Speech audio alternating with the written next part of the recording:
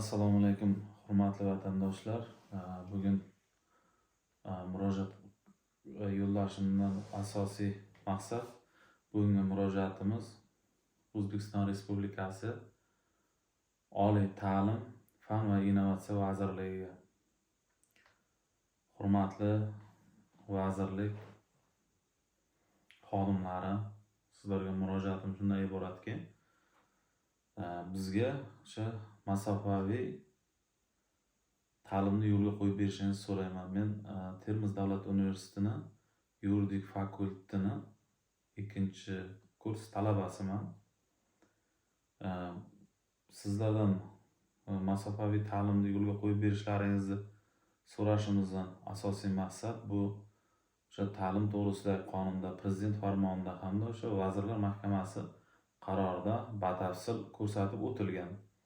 Bu borada biz yozma ravishda ham vazirlikka murojaat qilganmiz, lekin o'sha vazirlikdan bizga shunday javob berildiki, Termiz davlat universiteti o'zi mustaqil, o'zi qaror qabul qilish huquqiga ega deb. Lekin o'sha vazirlik bizni manipulyatsiya qilishga urinyapti. Kechirasizlar, biz yosh bola emasmiz, bizni manipulyatsiya qilishingizga yo'l qo'ymaymiz. Sababi mana respublika bo'yicha davlat universitetlari bugungi kunda birortasi sirtqi ta'limga birorta o'sha talabalarni qabul qilgan emas. Asos qilib o'sha joriy yilda qabul qilingan 76-sonli prezident farmonini asos qilib olyapti. Xo'p, mayli. O'zi aslida prezident farmonidan qonun yuqori turadi. Qonunda o'sha masofaviy hamda o'sha sirtqi ta'lim to'g'risida batafsil o'sha qonunda ma'lumot berib o'tilgan. Bu hozirgi kunda ham amalda o'z kuchida va qonun ishlab turibdi. Agar o'sha qonunga amal qilgan taqdirimizda ham, o'sha prezident farmoniga amal qilgan taqdirimizda ham, Vazirlar Mahkamasining qaroriga amal qilgan taqdirimizda ham hech birida o'sha masofaviy ta'lim taqiqlanmagan. Hammasida o'sha masofaviy ta'lim yaratilishi to'g'risida batafsil ma'lumot berib o'tilgan. Lekin ming afsuski bugungi kunda davlat universitetlarida masofaviy ta'limga imkoniyat berilgani yo'q va masofaviy ta'lim ochilgani yo'q. Lekin nodavlat ta'lim tashkilotlariga to'liq ruxsat berilgan va nodavlat universitetlarda birortasida o'sha taqiq yo'q. Xohlasa o'sha masofaviy ta'limga o'qish istagida bo'lgan talabalarni qabul qilib, masofaviy o'qitish imkoniyati ularda mavjud va ochilgan. Endi Konstitutsiyamizda adashmasam 19-moddasida hamma teng huquqligi to'g'risida aytib o'tilgan. Nima uchun o'sha masofaviy ta'limda o'qiyotgan nodavlat universitet talabasida bor imkoniyatni nima uchun davlat universitetida o'qiydigan talabalarga shu imkoniyati yaratib berilmayapti? Bitta qonun, ikki xil standart. Endi bu qonun, bitta qonun chiqdimi, bu o'sha respublikani qaysidir bir tumanida ham xuddi shunday bir xil kuchga ega va bir xil ishlaydi. Qaysidir qishlog'ida ham, qaysidir shaharda ham, viloyatda ham hamma joyda birday ishlash kerak qonun bo'yicha. Lekin bugungi kunda biz ko'rib turibmizki, bitta qonun ikki xil ishlab turganligini guvohi bo'lib turibmiz. Bunga misol tariqasida o'sha davlat universitetlariga masofaviy ta'limga yo'l qo'yilmayotganligi, cheklab qo'yilganligi, lekin nodavlat universitetlarga bunga to'liq ruxsat berilganligi bunga yaqqol misol bo'la oladi. Keyin yana bir masala, nima uchun biz kunduzgi shaklida ham, o'sha o'qishni kunduzgi shaklida ham biz ta'lim olsak ham bo'ladi, qarshilik ko'rsatmasdan. Lekin bizga o'qishimiz uchun juda noqulay. Birinchidan, o'sha universitetga o'qimoqchi bo'lsangiz, yotoqxona masalasi juda ham qiyin. Universitetlarda o'zida ham mana shu yotoqxonada turgan talabalar bilan biz gaplashdik, sharoit og'irligi to'g'risida gapiryapti. Qolaversa biz o'sha Termiz davlat universitetiga borib yotoqxonalar so'raganimizda o'sha 200-300 ta navbat borligini u yerda o'sha yotoqxonada bo'sh xonalar umuman yo'qligi to'g'risida bizga ma'lumot berdi. Undan so'ng o'sha u yerda juda nima deydi, kvartira masalasi ham juda og'ir. Biz borib gaplashib ko'rganimizda o'sha $200-250 atrofida o'sha kvartiralarning narxi shuncha. Endi agar bizga masofaviy ta'lim yo'lga qo'yib berilsa, biz o'sha kvartiraga, yo'l xarajatga, shu yerda o'sha biz qo'shimcha bizga o'sha xarajatlar bo'lmaydi. Uydan turib o'sha masofadan biz ta'lim olishimizga qulay. Qolaversa o'sha davlat tashkilotlarida yoki nodavlat tashkilotlarda ishlab kelayotgan fuqarolarga, qolaversa o'sha nogironligi bor bo'lgan talabalarga bu o'sha masofaviy ta'lim juda ham qulaylik yaratadi. Qolaversa mana shu zamonaviy texnikalardan foydalanib o'sha masofadan ta'lim olish juda ko'pchilikka bir qulay imkoniyat yaratadi. Bugungi kunda o'sha davlat universitetlariga masofaviy ta'limga ruxsat bermay turganini ochig'i men tushunmadim. Bu o'sha ta'limda ham bizni taxminimiz bor, o'sha balki o'sha nodavlat universitetlarga talabalar yetishmayotganligi uchun, balki talaba yig'ish uchun shunga yo'l qo'yayotgandir. Balki buni orqasida qandaydir bir maqsad ko'zlangandir.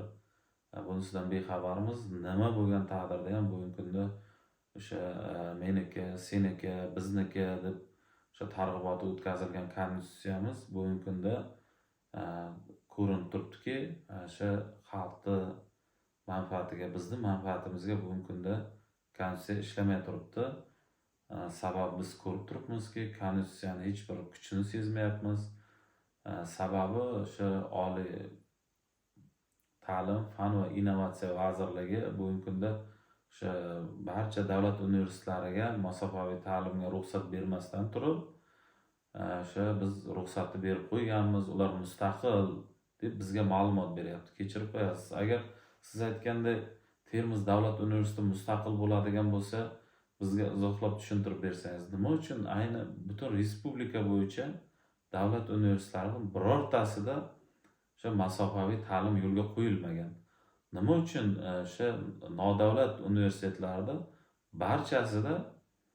barchasida desak endi uzr, sal mubolag'a bo'lishi mumkin, o'sha deyarli o'sha nodavlat universitetlarini juda ko'pida masofaviy ta'lim bugungi kunda yo'lga qo'yilgan.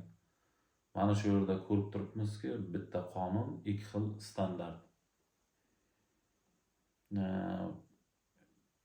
Yana bitta narsa meni juda qiynaydi, hech tushuna olmayman. Agar bizda shu imkoniyatlar yo'q bo'ladigan bo'lsa, o'sha xorijiy mamlakatlardan investorlarni jalb qilib, o'sha O'zbekistonda o'sha barcha universitetlar qoshida talabalar soniga mutanosib ravishda o'sha yotoqxonalar quringlar. Men yaqinda bir ijtimoiy tarmoqlarda ko'rib qoldim, hozir aniq yodimda yo'q. Qaysidir universitetda rektorimi, prorektorimi chiqib turib o'sha xalqqa yalinayotganini ko'rib to'g'risi achinib ketdim. Iltimos, mana bu talabalarni uylaringga kiritinglar, bularga o'sha kvartiraga beringlar uylaringni deb o'sha yalinayotganini ko'rdim-da. Bu yalinishdan nima maqsad? Undan ko'ra o'sha bir yotoqxona qurish masalalarini o'ylab ko'rish kerak. Har bir universitetda o'quvchilar soniga mutanosib ravishda yotoqxonalar qurilishi kerak. Talabalar juda ham qiynalyapti. Bularni o'sha ko'rpa to'shagini ko'tarib o'qimasdan 10 kun, 15 kunlab o'sha kvartira izlab yurganligini guvohi bo'lasiz ko'chalarda. Bu juda ham achinarli ahvol. Mana bizning o'zimiz ham shu bir 15 kunlardan beri kvartira izlab, Termiz davlat universiteti atrofidan kvartira izlab sarson sargardonmiz. O'sha bor universitetning atrofidagi bor o'sha kvartiralarda ham borib agar ko'zdan kechiradigan bo'lsangiz, o'sha holat juda ham achinarli. U yerda na bir sharoit bor, na bir imkoniyat bor. Talabalar mana shunday sharoitda o'qib kelyapti. Sizlar mana shu yotoqxonalarni yetarli darajada qurmaganligingiz oqibatida qanchadan qancha o'sha talabalarning huquqlari poymol bo'lyapti. Qolaversa, mana shu universitetlarga borganda yana bitta narsaga e'tibor qaratdimki, o'sha avtoturargohlarda umuman yo'qligi, borlari ham faqat o'sha ma'lum bir 10-15 ta avtomashinaga mo'ljallangan, lekin 10-15 ta avtomashinadan ortiq avtomashinani o'sha avtoturargoh yo'qligi sababli yo'l atrofiga o'quvchilar, o'qituvchilar tartibsiz qo'yib tashlaganligini guvohi bo'lasiz. Nima mana shu atrofida birinchi universitet qurishdan oldin uni o'sha umumiy ovqatlanadigan oshxonasi, yotoqxonasi, avtoturargoh, mana shunday holatlar barcha o'sha o'quvchiga kerak bo'ladigan imkoniyatlarni bir hisobga olmagansizlarmi bilmayman. O'sha yuvinadigan xonalar, yuvinish uchun o'sha dush, hojatxonalarni agar imkoniyati bo'lsa, o'sha 4 tadan talabani qabul qiladigan bo'lsa, hammasini o'sha ishxonani ichida bir tashkillashtirish kerak. Yotoqxonalarda ham shu ko'pchilik o'quvchilar yotoqxonalarga joylashgan bo'lsa, keyinchalik o'sha yotoqxonadan chiqib ketganligi to'g'risida bizga aytib berishdi. Sababi o'sha sharoitning yo'qligi, o'sha yuvinadigan joylari, dushlari umumiyligi, ko'p o'sha sharoitlar yaxshi emasligidan bizga nolib murojaat qildi. Hozirgi kunda bizga murojaat qilgan talabalar soni juda ham ko'pchilik tashkil qiladi. O'sha birgalikda bizga taklif berishyapti. O'sha xorijiy ommaviy axborot vositalariga, qolaversa Birlashgan Millatlar Tashkilotiga murojaat qilib, bugungi kunda o'sha buzilayotgan huquqlarimizni birgalikda tiklashga, birgalikda harakat qilish borasida bizga murojaat bilan chiqyapti o'sha talabalar. Xudo xolasa biz birgalikda o'sha talabalar bilan o'zimizni huquqlarimizni himoya qilamiz. Yana o'quvchilardan shunday taklif tushdiki bizga birgalikda miting ko'rinishida siyosiy huquqlarimizdan foydalanib noroziligimizni bildirish. Lekin men bunga rozi bo'lmadim. Sababi o'sha miting o'tkazish to'g'risida adashmasam Konstitutsiyamiz 33-moddasida nechinchi hozir yodimda yo'q. Xullas u yerda o'sha miting, norozilik namoyishlari o'tkazish to'g'risida batafsil ma'lumot berib o'tilgan. Lekin mana shu yerda bitta joyga e'tibor qilishimiz kerakki, o'sha qonunga muvofiq o'sha norozilik namoyishlari, mitinglar qonunga muvofiq o'tkazilsin degan joyi bor. Lekin o'sha mitingni o'tkazish to'g'risida birorta qonun shu kungacha mavjud emas. Lekin adashmasam Ichki ishlar vazirligining o'sha tayyorlagan qonun loyihasi mavjud, lekin o'sha Oliy Majlis tomonidan ko'rib chiqilib, bu o'sha amaliyotga tatbiq etilmagan. Qolaversa, biz mana murojaat qilish natijasida buzilgan huquqlarimizni tiklash maqsadida o'sha davlat idoralariga murojaat qildik, Konstitutsiyaviy sudga murojaat qildik, ko'p joylarga murojaat qildik va bir narsani tushunib yetdikki, o'sha bizni huquqlarimizni talab qila olmasligimiz uchun maksimal darajada to'siqlar yaratilganligini guvohi bo'ldik. Sababi biz o'sha bizni konstitutsiyaviy huquqlarimiz buzilganligi to'g'risida o'sha Konstitutsiyaviy sudga to'g'ridan-to'g'ri murojaat qilishimiz ham hattoki cheklangan ekan. Biz o'sha ombudsman orqali yoki bo'lmasa Oliy Majlisga murojaat qilib, bizning nomimizdan Konstitutsiyaviy sudga murojaat qilib, bizning huquqimizni himoya qiling deb murojaat qilishimiz kerak ekan. Qarangki, bizning huquqlarimiz oyoq ostida bo'lyapti, bizning huquqlarimiz buzilyapti, lekin biz to'g'ridan-to'g'ri Konstitutsiyaviy sudga murojaat qila olmas ekanmiz. Endi biz yuristmiz. Yurist bo'la turib, huquqshunos bo'la turib, o'zimizni huquqimizni o'zimiz himoya qila olmayapmiz. Endi oddiy fuqarolarni o'z huquqini himoya qila olmasligi kunday ravshan. Shu sababli men o'sha oliy ta'lim fan va innovatsiya vazirligidan so'rab qolardim. Iltimos sizlardan o'sha manipulyatsiya qilib bizga o'sha universitetlarda, davlat universitetlarini barchasini ixtiyori o'zidaligi to'g'risida bizga ertaga aytmangizlar. Agar siz bizga imkoniyat yaratib bermasalaringiz, bizga agar o'sha masofaviy ta'limni yo'lga qo'yib bermasalaringiz, biz o'sha Birlashgan Millatlar Tashkilotiga murojaat qilib, o'zimizni to o'sha natijaga erishmagunga qadar, hattoki bizni o'qishdan haydab yuborsada, shu biz mana shu harakatdan to'xtamasligimiz to'g'risida sizni xabardor qilamiz. Sizlardan iltimos, bizga o'sha masofaviy ta'limni yo'lga qo'yib beringlar.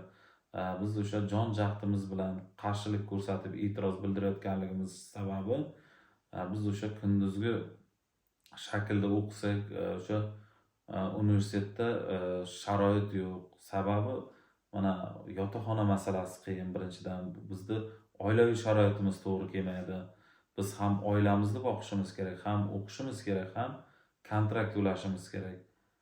Bu yerda yana undan tashqari, o'zingiz hammaning xabari bor, bizda ishsizlik darajasi juda yuqori. Kimdir ishga juda qiynalib kirgan. Qolaversa o'sha ayni vaqtda men o'zim ham ishsizman. Bir vaqtda hozir o'sha turmush o'rtog'im ham o'qiydi, uni kontraktini to'lashim kerak. O'zim kontrakt to'lashim kerak. Keyin o'sha oila a'zolarimizni o'sha moddiy ta'minotini qilishimiz kerak. Bizda oldimizda mana shuncha to'siqlar turibdi. Shularni hisobga olib, sizlardan iltimos, bizga o'sha masofaviy ta'limni yo'lga qo'yib beringlar. Sizlar agar masofaviy ta'limni yo'lga qo'ymas ekansiz, juda ko'pchilik o'quvchilar mana shu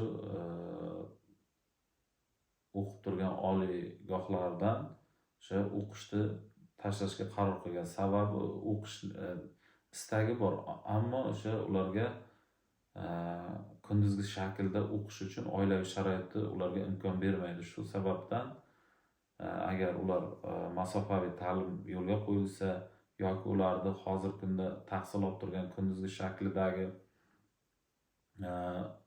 o'qishlari agar o'sha sirtqiga ko'chiriladigan bo'lsa, unda barchasini o'qish istagi bor va o'qish imkoniyati bor. Agar bu ko'chirilmasa, juda ko'pchilik o'sha talabalarga bu juda katta noqulaylik tug'diradi. Shuning uchun yana bir bora Oliy ta'lim, fan va innovatsiya vazirligidan iltimos qilib qolardim. Sizlardan iltimos, bizga o'sha masofaviy ta'limni yo'lga qo'yib beringlar. Agar sizlar yo'lga qo'ymasangiz, men sizlarni ishontirib aytamanki, biz bu harakatdan hech qachon to'xtamaymiz va oxirigacha boramiz. Biz harakat qilamiz, o'zimizni haqligimizni qonunlar asosida o'sha asoslab biz qanchalik haq ekanligimizni ko'rsatib beramiz va sizlarni nohaq ekanligingizni qonun yo'li bilan ko'rsatib beramiz. Natijada bu o'sha O'zbekiston davlatini xalqaro maydondagi imijiga putur etishiga sabab bo'ladi. Shu sababli sizlardan iltimos, har bir talabani o'sha tinglab, uni muammolarini hal qilishga harakat qilishlaringizni so'rab qolaman. Barchaga o'sha e'tibor qilib, bizni kuzatganlarga barchaga o'z minnatdorchiligimni bildiraman. Hammaga rahmat e'tiborlaringiz uchun. Yaxshi kunlarda diydorlashguncha sog' bo'linglar.